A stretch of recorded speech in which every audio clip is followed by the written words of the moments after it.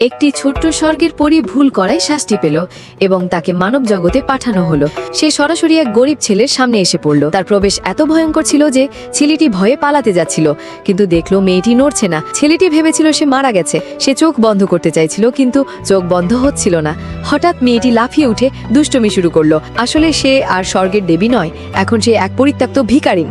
দয়ালু ছেলে তাকে বাড়িতে নিয়ে এলো। তার বাবা মাও মেয়েটিকে পছন্দ করতে শুরু করলেন, এমনকি বাড়ির শেষ ডিমটিও তাকে খাওয়ার জন্য দিলেন। মেয়ে অবাক হয়ে বলল, তোমরা খাবে না? মা বললেন, এটাই শেষ ডিম, তুই খেয়ে নে, তোর শরীর খুব দুর্বল। মেয়ে হেসে বলল, তাহলে মুরগিদের দিয়ে আরো ডিম বের করাও না। সঙ্গে সঙ্গে মুরগির ঘর থেকে পাহাড় সমান ডিম বের হতে লাগলো। সবাই অবাক।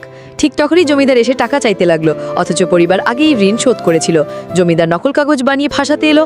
তখন মেয়ে বলল, আমাকে গরুর গোবর এনে দাও। ছেলে তাড়াতাড়ি নিয়ে এলো। মেয়েটি গোবর জমিদারের চোখে ছুঁড়ে দিল, আর চোখের সামনে গোবর সোনার স্তূপে পরিণত হলো। জমিদার হতভাগ, তবে ধোকা খেয়ে সোনা আবার গোবর হয়ে গেল। অপমানিত জমিদার রেগে উঠল, কিন্তু মেয়েটির চোখের দীপ্তি দেখে ভয় পেয়ে পালিয়ে গেল। পরিবার চিন্তিত হয়ে পড়ল, জমিদার আবার আসবে। বাবা সব বিক্রি করে পালানোর কথা বললেন, কিন্তু মেয়ে বলল, চিন্তা করো না, আমি টাকা রোজগারের উপায় বের করব। তারপর সে বাজারে গিয়ে বুকে পাথর ভাঙার খেলা দেখাতে লাগলো। মা ভয় পেয়ে ছেলেকে সামনে করলেন। মেয়ে গোপনে ছেলেকে জাদু করিয়ে দিল, যাতে আঘাত না লাগে।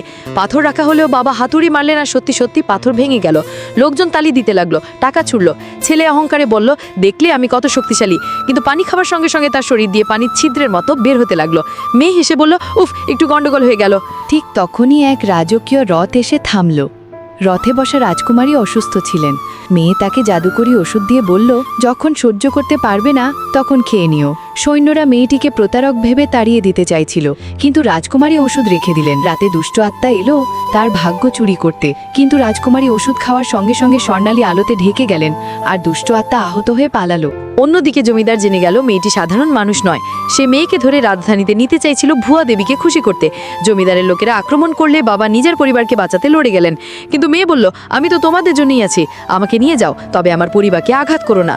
পরিবার কাঁদতে লাগলো, কিন্তু মেয়ে সাহসের সঙ্গে বলল, তোমরা এক পরিবার, সবসময় একসাথে থেকো, আমার জন্য চিন্তা করো না। জমিদারের লোকেরা মেয়েকে ধরে নিয়ে যাচ্ছিল, তখনই রাজকুমারী এসে সবাইকে বাঁচালেন। আর আমাদের চ্যানেলটি সাবস্ক্রাইব করে আমাদের সাথেই থাকুন।